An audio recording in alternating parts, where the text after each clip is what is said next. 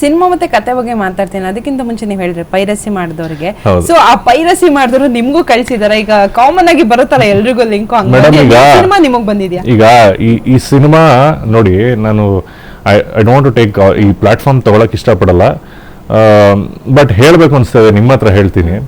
Cinema release ಆಗೋದು ಕರೆಕ್ಟಾಗಿ ಒಂದು 4 ದಿನ 5 ದಿನ ಇದೆ ನಂಗೆ, ನಂದು ಫೇಸ್ಬುಕ್ ಹ್ಯಾಕ್ ಆಗುತ್ತೆ. ಅದರಲ್ಲಿ ತುಂಬಾ ಕೆಟ್ಟದಾಗಿ ಕೆಟ್ಟ ಹೆಸರು ತರೋದಕ್ಕೆ ಟ್ರೈ ಮಾಡ್ತಾರೆ, ತುಂಬಾ ಇದನ್ನೆಲ್ಲ ಟ್ರೈ ಮಾಡ್ತಾರೆ. ಆಮೇಲೆ ಸಿನಿಮಾ ಪೈರಸಿ ಮಾಡಿ ನಮ್ಮ ಹುಡುಗರಿಗೆ ಶೇರ್ ಮಾಡ್ತಾರೆ. ಅನ್ಕೊಂಡಿದ್ದಾರೆ ಯಾರು ಮಾಡ್ತಾರೆ ಏನು ಎಲ್ಲ ಗೊತ್ತಾಗಲ್ಲ ನಮಗೆ ಅಂತ. ನಮಗೆ ನಿಮ್ಮನ್ನ ಏನೋ ರಿವೆಂಜ್ ತಗೊಳಕ್ ನಮ್ಮ ಹತ್ರ ಟೈಮ್ ಇಲ್ಲ, ಸ್ವಲ್ಪ ಫ್ರೀ ಮಾಡ್ಕೊಂಡು ನಿಮ್ಮನ್ನು ವಿಚಾರಿಸ್ಕೋತೀವಿ, ಅದೊಂದು ಮೆಸೇಜ್ ಕೊಡಕ್ಕೆ ಇಷ್ಟಪಡ್ತೀನಿ. ಮಾಡ್ತಿದ್ದಾರೆ ಇಂಡಸ್ಟ್ರಿಲಿ ಇರೋರು ಮಾಡೋದು. ಬೇರೆ ಫೀಲ್ಡ್ ಅಲ್ಲಿ ಇರೋರು ಯಾರು ಇದಕ್ಕೆಲ್ಲ ಸೊಪ್ಪು ಹಾಕೋದಿಲ್ಲ, ಆಮೇಲೆ ಅವ್ರಿಗೆ ಇದರಿಂದ ಏನು ಸಿಗೋದಿಲ್ಲ. ನೀವು ಪೈರಸಿ ಮಾಡಿದ್ರೆ ನಿಮ್ಗೆ ಏನ್ ಸಿಗುತ್ತೆ ಇವಾಗ? It's a digital world. ಇವಾಗ ನೀವು ಪೈರಸಿ ಮಾಡಿ ನೀವು ಈಗ ಟೆಲಿಗ್ರಾಮ್ ಅಲ್ಲಿ ಕಳಿಸ್ತಾರೆ, ವಾಟ್ಸಪ್ ಅಲ್ಲಿ ಕಳಿಸ್ತಾರೆ, ಏನ್ ದುಡ್ಡು ಸಿಗುತ್ತೆ ಅದರಲ್ಲಿ?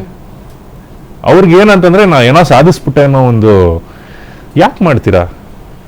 ನಾವು OTTಗೆ ಹಾಕ್ತಿವಲ್ಲ ನೋಡಿ, ಥಿಯೇಟರ್ ಹಾಕಿದೀವಲ್ಲ ನೋಡಿ, ಇದಕ್ಕಿಂತ ಇನ್ನೇನು ನಾವು ಮಾಡಕ್ಕೆ? ಅಂದ್ರೆ ಇನ್ನೊಬ್ರು ಹೊಟ್ಟೆಪಾಡು ಹಾಳು ಮಾಡಿ ಇನ್ನೊಬ್ರು ಕೆಟ್ಟ ಹೆಸರು ತಂದು ನೀವು ಸಿನಿಮಾನ ಫ್ರೀಯಾಗಿ ತೋರಿಸ್ಬೇಕು ಅನ್ನೋದು ಇದೇನು ಪ್ರೊಫೆಷನ್ ಅಂತಾರು ನನಗೆ ಗೊತ್ತಾಗಬೇಕು.